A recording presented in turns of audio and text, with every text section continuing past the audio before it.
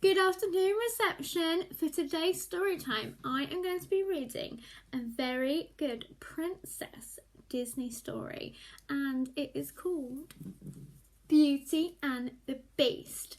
I love this one because I love all of the talking objects, and I love Belle's dress. Yellow is one of my favourite colours, and I wish I had Belle's dress.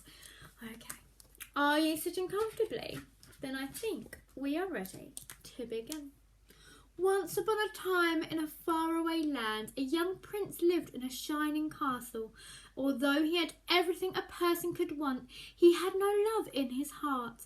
One winter's night, an old woman came to the castle begging the prince for shelter from the cold. In return for his kindness, she offered him a single perfect rose. Disgusted by her rags, the prince sneered at the rose and turned the poor woman away. Do not be fooled by appearances, she warned him. There is beauty to be found within all things. Then in a flash, the woman's ugliness melted away to reveal a lovely enchantress. As punishment for his selfishness, the enchantress turned the prince into a hideous beast, the castle into a dark fortress, and the servants into household objects. Before she left, she gave the prince two gifts: a magic mirror that allowed him to see the outside world, and the rose, which would only live until his 21st birthday. If you learn to love another and earn her love in return before the last petal of the rose has fallen, said the enchantress, the spell will be broken. If not, you'll remain a beast forever. A few years passed, and one day in a village not far from the castle, a young girl named Belle was crossing the town square. Belle loved to read, and as usual she had her nose in a book. The handsome but conceited Gaston watched her. Gaston admired Belle almost as much as he admired himself. "She is the girl I am going to marry," he declared. When Belle got home, her father Maurice greeted her excitedly. "I've just finished my latest invention," he exclaimed. "I hope it works." "Of course it will," Belle assured him. "I'm sure it will win first prize at the fair." That afternoon, Maurice hitched his invention to his horse, Philippe, and set off for the fair. But Maurice and Philippe became lost as they rode through the forest. Suddenly, they heard the howling of wolves. The frightened horse reared up in alarm, sending poor Maurice flying through the air. Maurice got up quickly and ran down a hillside with the wolves snapping at his heels. He saw an iron gate, slipped through it and slammed it shut just in time. He followed a path until he came to a dark, forbidding castle. When no one answered his knock, Maurice opened the creaking door and let himself in. No sooner was he inside than a strange thing happened. A candlestick bowed and began talking to him. "Welcome, my good man," said the candlestick. Then a clock stepped out of the shadows and scolded the candlestick. "Lumiere, you know our master said not to let anyone in." "Oh, but now that he's here, Cogsworth," said Mrs. Pot, a talking teapot, "we must be kind to the old gentleman." Her teacup son, Chip, appeared. So they gave Maurice some tea and a bite to eat and a chair to rest in. Aren't they kind? Suddenly, a dreadful beast burst into the room. "A stranger," he roared. "What are you doing here?" "I just needed a place to stay," said Maurice timidly. "I'll give you a place to stay," shouted the beast. Then he scooped Maurice up in his hairy paws and carried him off to the dungeon. Oh dear. Back at the village, Belle was waiting for her father to return when Gaston came to ask her for her hand in marriage. Belle tried to say no politely. "I really don't deserve you," she started to say. But Gaston would not listen. He packed up her He had backed her up against the door when Belle reached for the doorknob. She opened the door and sent him sprawling down the steps into a giant puddle. Oh, Miss Hanley's having trouble talking today. Later, Belle heard Philippe whinnying outside her house. "Where is father?" she said to the horse. "Did something happen to him?" Belle threw on a cloak and leaped onto Philippe's back. "Take me to Papa," she commanded. Philippe sped through the forest until he came to the dark and uninviting castle. Belle saw her father's hat lying just inside the gate. She tied Philippe to a post and followed the path up to the castle. "Papa, are you here?" cried Belle. She slowly pushed open the door of the castle and stepped inside. Lumiere, Cogsworth, Mrs. Potts and Chip quietly followed Belle through the halls. "Isn't she lovely?" whispered Mrs. Potts. "Perhaps she's the one who will break the spell." Finally, Belle found her poor father locked away in a lonely cell. She was reaching out to touch his hand when the beast suddenly appeared. Trembling with fright, Belle asked the beast to let her father go. "He is an old man," she begged. "Take me instead." "Very well," said the beast, "but you must promise to stay here forever."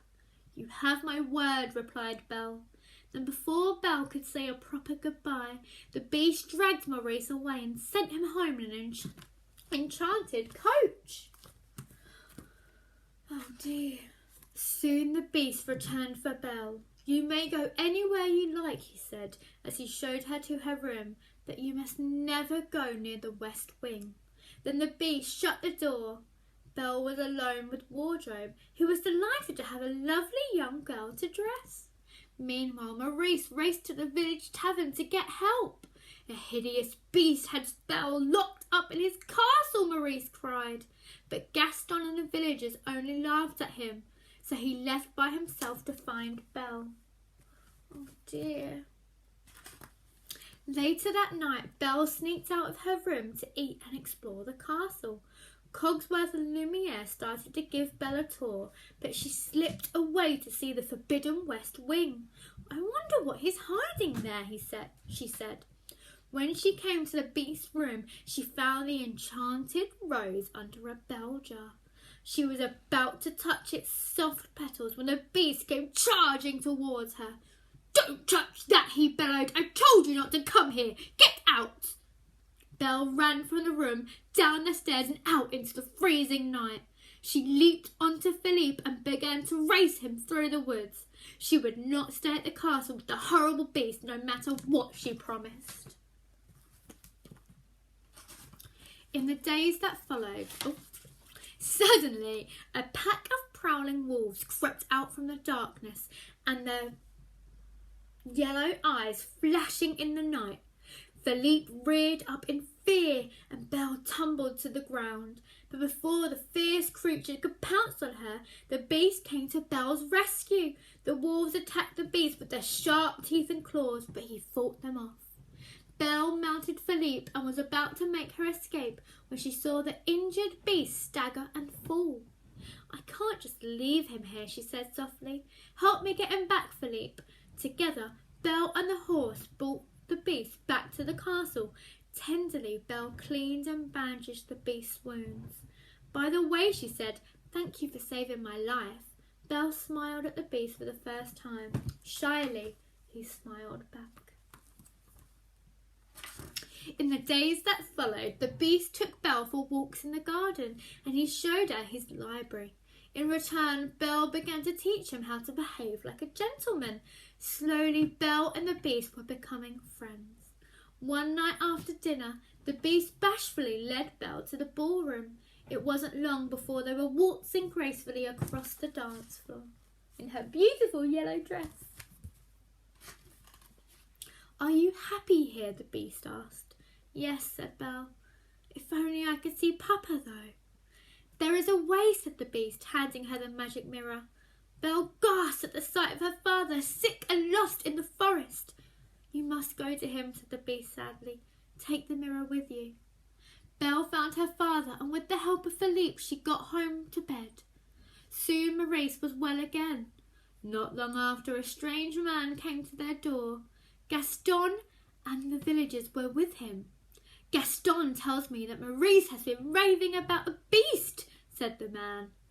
"I have come to take your father away to the asylum." "Never," replied Belle. "I will prove to you that my father is not crazy." She held a magic mirror so that everyone could see the beast. The villagers cried out in fright when they saw the beast in the mirror.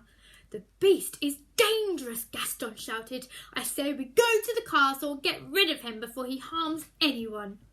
Belle tried to stop them, but it was no use. Soon the angry crowd was storming the beast's castle. As Gaston ran upstairs to search for the beast, the villagers broke into the dining hall. But the beast's loyal servants were ready and waiting to attack. The villagers were no match for the pictures, clocks, footstools and brushes. Soon they turned and fled from the castle in defeat. Meanwhile, Gaston had found the fit beast and chased him onto the roof. "Get up and fight," taunted Gaston. But ever since Belle had left the castle, the beast had lost interest in living. He didn't want to fight. Gaston raised his club, ready to kill the beast. "Oh no! No!" Belle cried from below. She raced upstairs. At the sight of her, the beast's spirit returned and he blocked the club's blow. The beast grabbed Gaston by the neck, but he could no longer find it in his heart to hurt anyone. He released Gaston unharmed. As Belle arrived and embraced the beast, Gaston slinked up from behind and he stabbed the beast in the back. "Oh dear!" Roaring in pain, the beast struck out at Gaston. Gaston took a step backwards and lost his balance. With a terrible scream, he fell from the roof and was gone forever. The beast took a step towards Belle and then collapsed from his wounds. "Oh, we have to save him." At least I got to see you one last time," said the beast. "You're going to be all right," said Belle through her tears. Then she whispered, "I love you." In the beast's room, Lumiere and Cogsworth watched in despair as the rose shed its last petal. But then a sparkling magic light surrounded the beast. His paws became hands and feet, and the rest of his body was restored to its former handsomeness. Belle looked on in amazement as the beast turned into a prince. One by one, the objects in the household became human again. The spell was broken. The prince and Belle looked into each other's eyes. As they kissed, they would know they would live happily ever after. The end. I love this story. It is so lovely. And it ended with a happily ever after. I hope you enjoyed this story. Have a brilliant rest of your day and I'll see you again tomorrow. Bye everyone. See you soon.